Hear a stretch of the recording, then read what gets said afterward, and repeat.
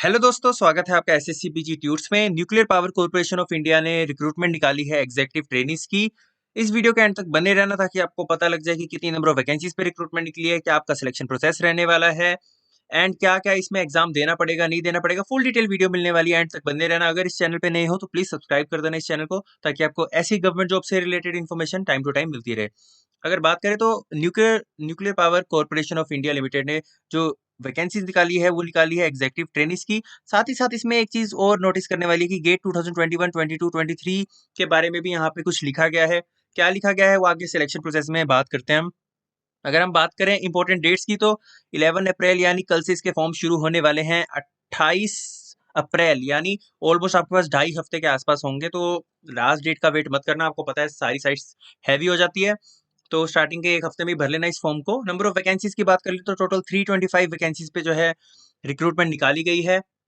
अलग अलग डिसिप्लिन में अलग अलग वैकेंसीज है। अगर बात डिसिप्लिन की बात करें तो mechanical, chemical, electrical, electronics, instrumentation, civil को मिला के टोटल 6 डिसिप्लिन में जो है वैकेंसीज आई है। मैकेनिकल की सबसे ज्यादा है 123, उसके बाद केमिकल की 50, इलेक्ट्रिकल की 57, 25 इलेक्ट्रॉनिक्स इंस्ट्रूमेंटेशन की 25 एंड 45 वैकेंसीज है सिविल की। टोटल वैकेंसीज है 325। ठीक है, तो अब हम बात कर लेते हैं इसकी इंपॉर्टेंट डेट्स। जैसा कि मैंने ऊपर बताया कि 11 अप्रैल यानी कल से जो है इसके फॉर्म शुरू होने वाले हैं। 28 अप्रैल यानी ऑलमोस्ट आपके पास 2.5 हफ्ते के आसपास जो है आपके पास दिन है। अगर हम पेमेंट ऑफ एप्लीकेशन फी की बात कर लें तो इसमें पहली बात तो female candidate, SC ST candidate, PWBD candidate और एक्स सर्विसमैन कैंडिडेट के लिए कोई भी जो एप्लीकेशन फीस नहीं है। तो जनरल के जो मेल कैंडिडेट्स है, EWS के जो मेल कैंडिडेट्स हैं, OBC के जो मेल कैंडिडेट्स हैं, उन्हें ज्यादा नहीं मात्र 500 रुपए देके ये एप्लीकेशन फॉर्म फिल कर लेना है। तो ये है कुछ इंपॉर्टेंट डेट्स और एप्लीकेशन फी के बारे में। एलिजिबिलिटी क्राइटेरिया की बात कर ले, जो मेन चीज है, तो या तो आपकी BE होनी चाहिए, BTech होनी चाहिए, BSc इंजीनियरिंग होनी चाहिए। तो मतलब BSc वाले भी एलिजिबल हैं, ध्यान रखना। ये आपका 5 ईयर इंटीग्रेटेड एमटेक कोर्स होना चाहिए। आपको पता है 5 ईयर इंटीग्रेटेड एमटेक कोर्स भी होता है। ठीक है, विद मिनिमम 60% एग्रीगेट। तो मिनिमम 60% आपके एग्रीगेट होने चाहिए इसमें। ठीक है, अगर 59 पे तो आप एलिजिबल नहीं है इस रिक्रूटमेंट के लिए। साथ ही इन्होंने क्या बोला है कि BTech एमटेक होना ही जरूरी नहीं है, आपके पास एक वैलिड गेट स्कोर भी होना चाहिए। कब का? या तो 2021, 22, 23, इन तीनों ईयर्स में से किसी भी एक ईयर का आपके पास एक वैलिड गेट स्कोर कार्ड होना चाहिए। जिसमें भी ज्यादा स्कोर होंगे आप उस गेट स्कोर कार्ड को लेके आगे बढ़ सकते हैं इस रिक्रूटमेंट के लिए। अगर हम बात कर ले तो जो मैकेनिकल है उसमें मैकेनिकल एंड प्रोडक्शन, अगर हम थोड़ा फर्दर इसे डिवाइड करें, केमिकल में केमिकल वाले जो है अप्लाई कर सकते हैं, इलेक्ट्रिकल में इलेक्ट्रिकल वाले तो कर ही सकते हैं, साथ साथ इलेक्ट्रिकल एंड इलेक्ट्रॉनिक्स वाले भी इस डिसिप्लिन के लिए अप्लाई कर सकते हैं। इलेक्ट्रॉनिक्स की बात करें तो electronics and communication, electronics and telecommunication, electronics and controls, electronics and instrumentation and electrical and electronics वाले इसमें अप्लाई कर सकते हो। तो आप देख सकते हो इलेक्ट्रिकल एंड इलेक्ट्रॉनिक्स वाले दोनों के लिए अप्लाई कर सकते हैं। अगर हम इंस्ट्रूमेंटेशन की बात करें तो इसमें instrumentation and control and instrumentation and electronic वाले जो है इस डिसिप्लिन के लिए अप्लाई कर सकते हैं।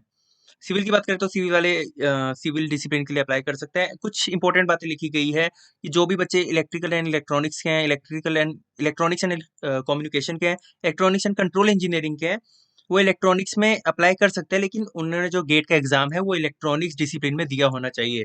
ठीक है, तो गेट का एग्जाम आपको पता है मैकेनिकल, इलेक्ट्रॉनिक्स, इन सब डिसिप्लिन में, CS इन सब डिसिप्लिन में होता है। तो अगर आप इलेक्ट्रॉनिक्स में अप्लाई करना चाहते हैं तो आपका जो गेट का स्कोर भी है वो इलेक्ट्रॉनिक्स में होना चाहिए। ठीक है, बात करें जो इंस्ट्रूमेंटेशन एंड कंट्रोल इंजीनियरिंग वाले जो बच्चे हैं, तो उन्होंने जो गेट का स्कोर है उनका इंस्ट्रूमेंटेशन में होना चाहिए। ठीक है, यहाँ पे साफ साफ लिखा है।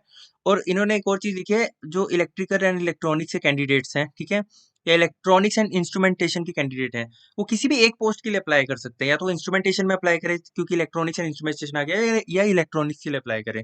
लेकिन अप्लाई तभी कर सकते हैं अगर फॉर एग्जांपल इंस्ट्रूमेंटेशन के लिए अप्लाई करना चाहते हैं। मान लीजिए कोई इलेक्ट्रॉनिक्स एंड इंस्ट्रूमेंटेशन वाला है, तो उसे इलेक्ट्रॉनिक्स का गेट स्कोर होना चाहिए। अगर इंस्ट्रूमेंटेशन के लिए अप्लाई करना चाहते हैं तो इंस्ट्रूमेंटेशन का गेट स्कोर होना चाहिए। तो जिस भी डिसिप्लिन के लिए आप अप्लाई करना चाहते हैं उसका गेट स्कोर होना जरूरी है। तो ये तो कुछ बात होगी आपकी जो कौन कौन से डिसिप्लिन पे वैकेंसीज निकली। अगर एज लिमिट की बात कर ले तो उन्होंने साथ साथ बताया भी है क्या एज लिमिट है, साथ साथ एज रिलैक्सेशन के बारे में भी बताया। अगर हम जनरल और EWS की बात कर ले तो 26 ईयर तक के जो कैंडिडेट है इसे अप्लाई कर सकते हैं।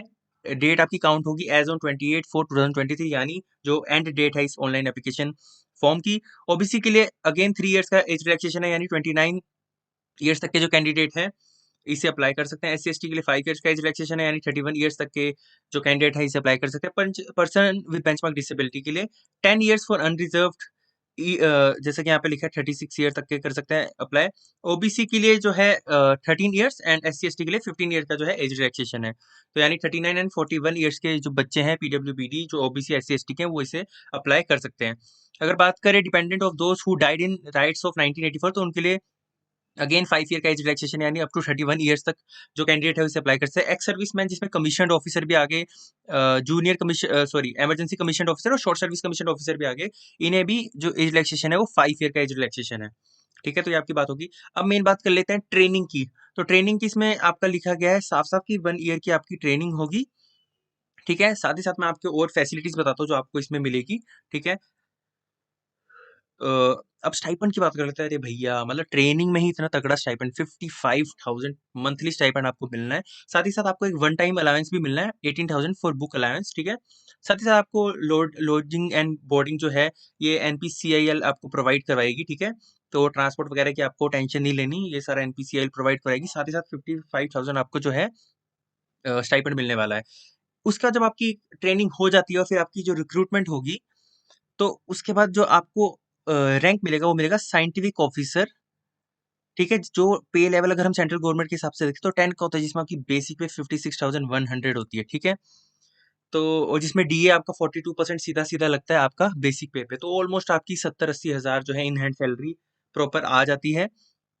तो ये तो हो गया आपका कुछ स्टाइपेंड और पे अलाउंसेस के बारे में जो मेन डिटेल्स थी। अगर बॉन्ड की बात करें तो जी हाँ, अब इतनी आपको ट्रेनिंग देगी 1 साल की, साथ ही साथ 55,000 आपको स्टाइपेंड मिल रहा है इतना अच्छा खासा, तो ज़ाहिर सी बात है बॉन्ड भी होगा। तो बॉन्ड है इसमें 3 साल का, 3 ही साल से पहले अगर आप छोड़ते हो एनपीसीआईएल को तो आपको 6,78,000 रुपये देने पड़ेंगे।